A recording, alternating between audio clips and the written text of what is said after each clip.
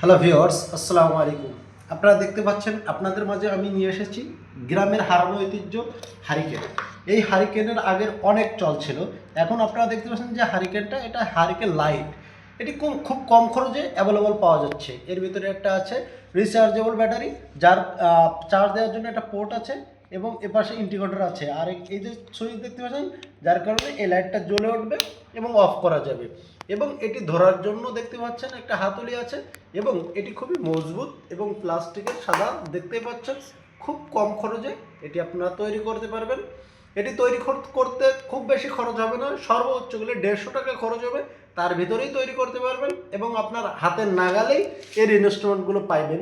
এতে আহামরি অনেক কিছু দেওয়া নেই, শুধু মনে করেন একটা ব্যাটারি আছে, আর একটা কাঁচের মধ্যে একটা প্লাস্টিক আছে এবং দেখতে পাচ্ছেন এর হাতুড়িটা অনেক শক্তিশালী এবং মজবুত।